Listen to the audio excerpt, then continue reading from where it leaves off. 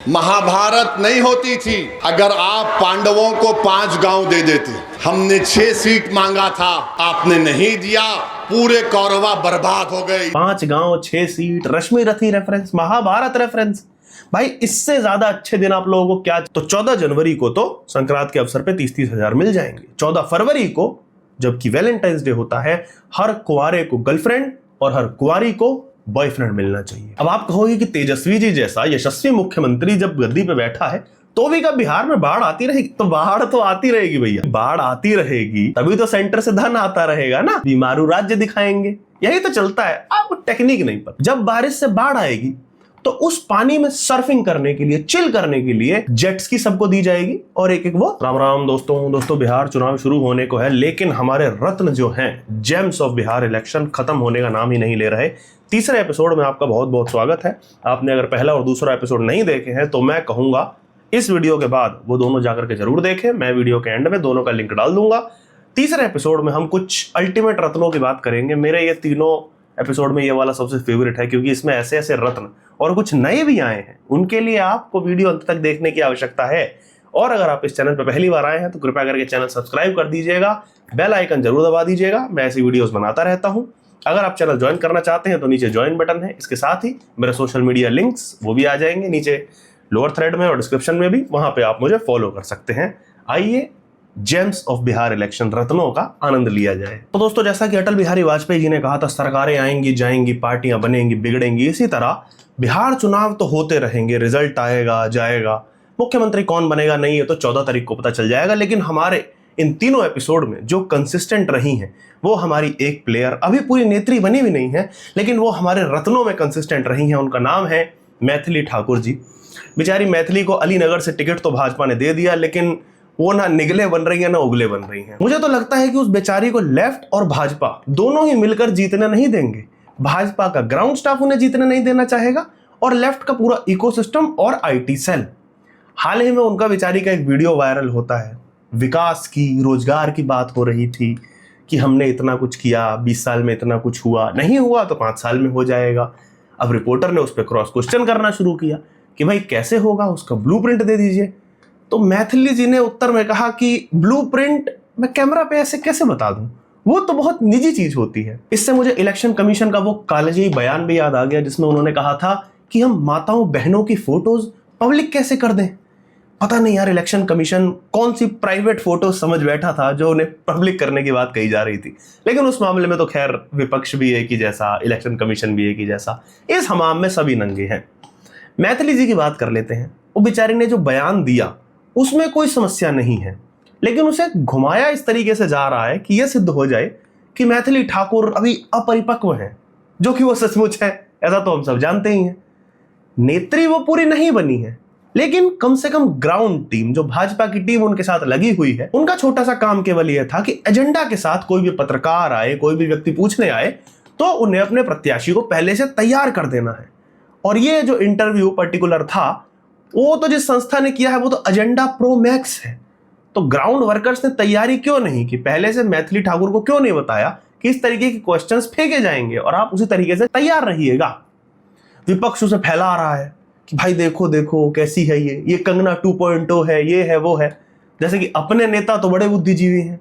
अपने नेता क्या है उनकी बात तो मैं एकदम एंड में करूंगा वीडियो के, मजे के लिए रुकिएगा। और जब मैं कहता हूं मजा तो सचमुच में मजा आएगा, मैं लिख के देता हूं। लेकिन मैथिली के सितारे जो हैं वो मुझे गर्दिश में थोड़े थोड़े दिख रहे हैं।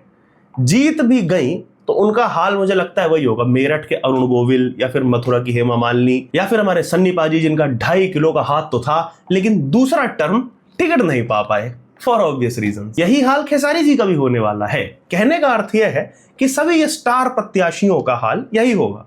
ये तो मैं पहले एपिसोड से कह रहा हूं कि जो पार्टी जो स्टारों को नेता बनाने में लगी है ये मुंह की खाएगी। बाकी जनता तो खैर मुंह की खाती ही है। हर बार इनको इलेक्ट करते हैं, ये आते हैं, हाथ हिलाते हैं, कभी गाना सुनाते हैं, कभी ठुमका लगाते हैं और वोट लेके वापस अपने मुंबई या अपने इंडस्ट्री में निकल जाते हैं। अगले रत्न यानी कि अगले मास्टर स्ट्रोक की तरफ हम चलते हैं। और मैं इसे मास्टर स्ट्रोक क्यों कह रहा हूं, क्योंकि यही असली मास्टर स्ट्रोक है। हर महिला को 10,000, जंगल राज, परिवारवाद, ये सब बकर चैटियां हैं। असली मास्टर स्ट्रोक तो अब आया है। हैदराबाद से क्यों आया? भारत एक आजाद मुल्क है। बिहार और हैदराबाद हमेशा भारत का हिस्सा था और रहेगा। ये जो इनकी सोच है ना, ये जागीरदारों की सोच है, समानतावाद की सोच है।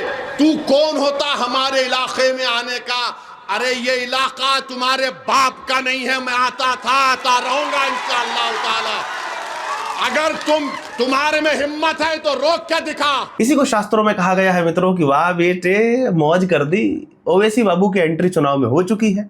अब पूरा किस्सा क्या था? किस्सा ये था कि सबा नकवी, जो कि एक पत्रकार हैं, मतलब जैसा वो क्लेम करती हैं, उनका तेजस्वी यादव के साथ एक ऑडियो वायरल होता है जिसमें वो कुछ साक्षात करने का प्रयास कर रही थी।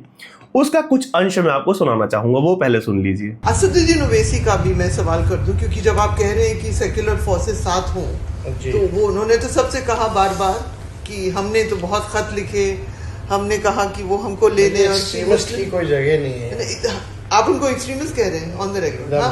हाँ, एक्सट्रीमिस्ट की कोई जगह नहीं है। तो भैया एक्सट्रीमिस्ट बुला दिया गया है असदुद्दीन ओवैसी जी को। अच्छा, विडंबना यह भी है कि एक्सट्रीमिस्ट बुला कौन रहा है? तेजस्वी यादव जी, जो ऐसी पार्टी से आते हैं, ऐसी विचारधारा से आते हैं जिसने कहा था कि भूरा बाल साफ करो, वो बुला रहे हैं असदुद्दीन ओवैसी को एक्सट्रीमिस्ट। अब असद जी इस चीज पे कुछ ना बोले, उनका उत्तर ना आए, ऐसा भला हो सकता है? तो उनका जवाब भी सुन लीजिए। हम तेजस्वी को बोलेंगे, बाबू एक्सट्रीमिस्ट को तुम जरा अंग्रेजी में लिख के बता दो। हमको एक्सट्रीमिस्ट क्यों बोलता है? इसलिए बोलता है कि मेरे चेहरे पे दाढ़ी है, सर पे टोपी है, मैं नमाजी हूं, मैं अल्लाह की इबादत करने वाला हूं। ये तमाम कोचादामन सीमांचल के लोग जो लुंगी और सर पे टोपी पहनकर, ये गले में डालकर खेतों में काम करते हैं, और नमाज का वक्त होता है तो हमारी बहनें, हमारी माएं सब अल्लाह के आगे सर्वसजूद हो जाती हैं। क्या ये तमाम चरमपंथी हैं तेजस्वी? अब इसके आगे मैं क्या ही बोलूं मित्रों। इस पे कहने को तो वही कहा जाएगा, 3 इडियट्स का मजेदार डायलॉग, कि बोल वो रहे हैं, शब्द तो किसी और के हैं। देखने में लेकिन मजा बहुत आ रहा है। असद जी की जो एंट्री हुई है बिहार चुनाव में, और पूरा माहौल बदलता हुआ दिख रहा है।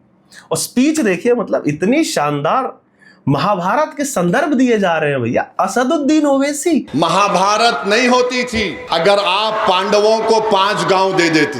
हमने 6 सीट मांगा था, आपने नहीं दिया, पूरे कौरवा बर्बाद हो गए। इसीलिए तो मैं आपको बता रहे हैं, हम तो 6 सीट पूछे थे मगर तुम अहंकार में थे। 5 गांव 6 सीट, रश्मि रथी रेफरेंस, महाभारत रेफरेंस। भाई इससे ज्यादा अच्छे दिन आप लोगों को क्या चाहिए, ये मुझे कमेंट करके बता दीजिए।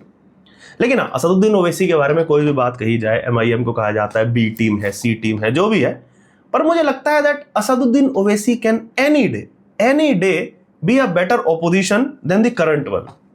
अब करंट ओपोजिशन की बात आ ही गई है तो फिर हम अपने स्टार प्रचारक की तरफ चल देते हैं। अब ओपोजिशन के स्टार प्रचारक वो हैं या नहीं, लेकिन उनकी एंट्री बिहार चुनाव में तो हो चुकी है, तो अब आप समझ जाइएगा कि जीत किसकी सुनिश्चित होने जा रही है। अब तक साइंस को लगता था मित्रों कि खरगोश, समुद्री घोड़ा, सी हॉर्स, हैमस्टर, ये लोग पृथ्वी पर सबसे तेज प्रजनन करने वाले कुछ जीव हैं। लेकिन हमारे जो LOP जी हैं, कालजयी LOP, न भूतो न भविष्यति, न ऐसे कभी लीडर ऑफ ऑपोजिशन हुए हैं इस देश में, न होने की संभावना है। उन्होंने हमारा ये पूरा डाउट क्लियर कर दिया कि असल में कौन सा ऐसा जीव है जिसकी जनसंख्या सबसे तेज बढ़ती है और किस स्तर पे बढ़ जाती है। 90% लोग समाज के अति पिछड़ा दलित आदिवासी से आते हैं। तो मित्रों 2024 चुनावों में ये संख्या 80% से शुरू हुई थी, फिर वो 85% तक गई 2024 चुनाव समाप्त होते होते ही, और अभी एक ही साल में ये आंकड़ा 90% को छू चुका है। 2027 चुनावों में मैं लिख के देता हूं, यूपी चुनाव जब तक आएंगे शतक लग चुका होगा। और यही गति रही तो हमारा सो कॉल्ड पिछड़ा, अति पिछड़ा समाज 2029 लोकसभा चुनावों तक 110% पार कर जाएगा मित्रों, 110% पार कर जाएगा। इससे मुझे जापान याद आता है। जापान में क्या है ना, जापान में बर्थ रेट इस लेवल पे गिर गया है, वो ऑल टाइम लो है, 1.2 तक गिर गया है। नॉर्मल बर्थ रेट 2 होना चाहिए, मतलब 2:2। माँ बाप हैं, उनके 2 बच्चे होंगे तो पॉपुलेशन नॉर्मली चलती रहेगी, ना बढ़ेगी ना घटेगी। लेकिन जापान में वो 1.2 तक चला गया है। अब इतिहास ये कहता है कि कोई भी सिविलाइजेशन 1.7 से नीचे का जो बर्थ रेट है वो रिकवर नहीं कर पाती है। 100 साल में, 200 साल में, कुछ समय में वो समाप्त हो जाएगी। आज तक कोई सिविलाइजेशन रिकवर नहीं कर पाई। तो ऐसे में मैं सोच रहा था, क्या हमें एक दोस्त की तरह जापान की मदद नहीं करनी चाहिए? तो मेरा एक ये आइडिया है जो मैं राहुल जी को देना चाहता हूं भविष्य के लिए, जब भी वो प्रधानमंत्री बनेंगे। वैसे वो अभी भी शैडो पीएम है, पर आगे जब वो पूरे पीएम बनेंगे तो राहुल जी एक ऐसी योजना लाएं जहां पे वो खुद ही जिस समाज का क्लेम कर रहे हैं, पिछड़ा, अति पिछड़ा समाज, उसे जापान भेजना शुरू करें। क्योंकि जापान को वही लोग बचा सकते हैं, एक तो राहुल जी और एक उनके ये सो कॉल्ड जो इतनी तेजी से जनसंख्या बढ़ा रहे हैं कि 80 के बाद सीधा 90 हो गए, वो भी एक साल में।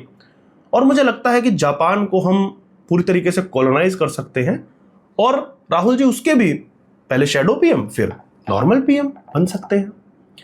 लेकिन राहुल जी की डेडिकेशन जो है ना, उसका मैं दीवाना हूं सच में। लोगों को लगता है मैं सरकाज़म कर रहा हूं, नहीं भाई नहीं, मैं उस बंदे की डेडिकेशन का ऐसा दीवाना। आप देखिए कि शादी नहीं कर रहे, आपको क्या लगता है क्यों नहीं कर रहे?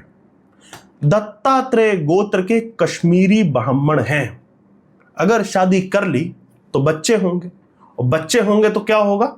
सवर्णों की जनसंख्या बढ़ेगी। अरे खुद भी तो वो सवर्णी है, ब्राह्मण है ना, वो भी टॉप वाले। अब सोचिए कि जब उनकी जनसंख्या बढ़ेगी तो हमारे पिछड़े और अति पिछड़े भाई जो है वो पिछड़ जाएंगे और भी ज्यादा। तो अति रेज़ टू पावर 2 पिछड़े हो जाएंगे वो, इसीलिए वो शादी नहीं कर रहे हैं। विजनरी लीडर इसे कहा जाता है मित्रों। अब एक विजनरी लीडर से हम चलते हैं अपने अगले विजनरी लीडर की तरफ, अल्ट्रा प्रो मैक्स विजनरी वाले तेजस्वी यादव जी। उन्होंने एक ऐलान किया है। सबसे पहले तो आप ये ऐलान सुनिए। 14 जनवरी को माँ बहन मान योजना के तहत 30,000 रुपया माताओं और बहनों के खाते में 14 जनवरी को हम लोग डालेंगे। सुन रही हो बिहार की 5 करोड़ से अधिक माताओं बहनों।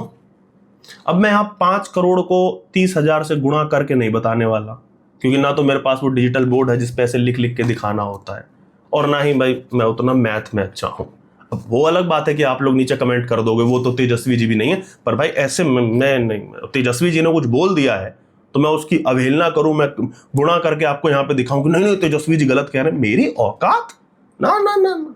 मैं तो बस विजन देखता हूं भाई, पहले राहुल जी का फिर तेजस्वी जी का। ये विजन देखिए, 30-30 हजार यूं बट रहा है। 14 जनवरी संक्रांत के शुभ अवसर पे 30-30 हजार दिए जाएंगे। मैं तो आगे तक का मॉडल ले आया। आपने वो गाना तो सुना ही होगा अल्ताफ राजा जी का, महान गायक अल्ताफ राजा जी। उन्होंने जनवरी से दिसंबर तक का पूरा स्केड्यूल बता दिया था। मैं भी यहाँ पे कोशिश करूंगा थोड़ा सा वो गिलहरी की तरह राम सेतु में अपना थोड़ा सा योगदान देने की। तो 14 जनवरी को तो संक्रांत के अवसर पे 30-30 हजार मिल जाएंगे। 14 फरवरी को जबकि वैलेंटाइंस डे होता है, हर कुंवारे को गर्लफ्रेंड और हर कुंवारी को बॉयफ्रेंड मिलना चाहिए। 14 मार्च जब बसंत ऋतु आ जाती है तो हर व्यक्ति को, बिहार के हर व्यक्ति को एक पीला कुर्ते पजामे का सेट और महिलाओं को पीली साड़ी। 14 अप्रैल जब कटाई का सीजन आता है, हर किसान को, हर एक बिहार के किसान को एक एक ट्रैक्टर। अब उस पे चाहे तो वो पंजाब के हमारे मुख्यमंत्री भगवंत मान जी हैं, उनके साथ कोलिजन करके उस पे वूफर वगैरह लगवाने का भी इंतजाम कर सकते हैं, डीजे लगवाया जा सकता है, बढ़िया कोलैब होगा। वहां पे भी बढ़िया एकदम मुंगेरी लाल के हसीन सपने दिखाए जाते हैं, यहाँ भी दिखाए जाते हैं, लेकिन विजन दोनों लीडर्स का सेम है, इसलिए अच्छी बन जाएगी दोनों की। उसके बाद आएगा 14 मई।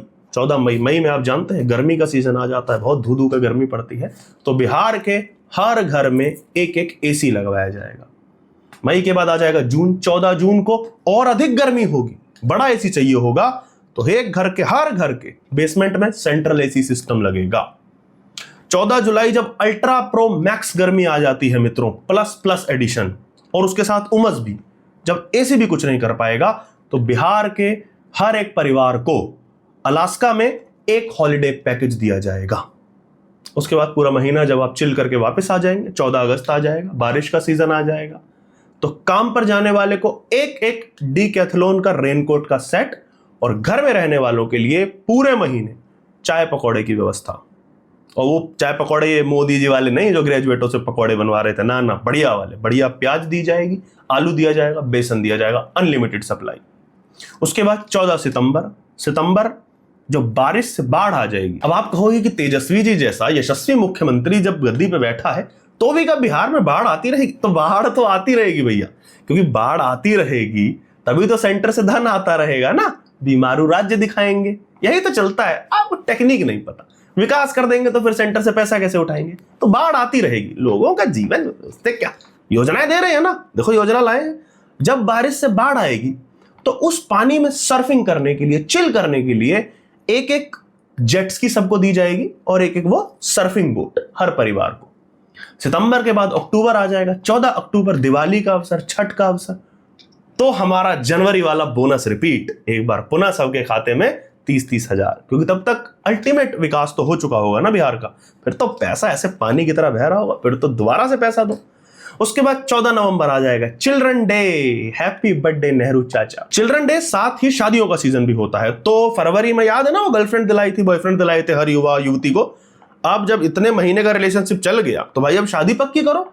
तो हर उस युवा और युवती की शादी की जाएगी और बच्चों का भी वादा किया जाएगा। ये चिल्ड्रन डे स्कीम का बोनस है। अंत में 14 दिसंबर जब सर्दी प्रो मैक्स आ जाएगी तो जो युवा रह जाएंगे उनको या तो एक एक कंबल या फिर एक एक Tinder date, if you know what I mean.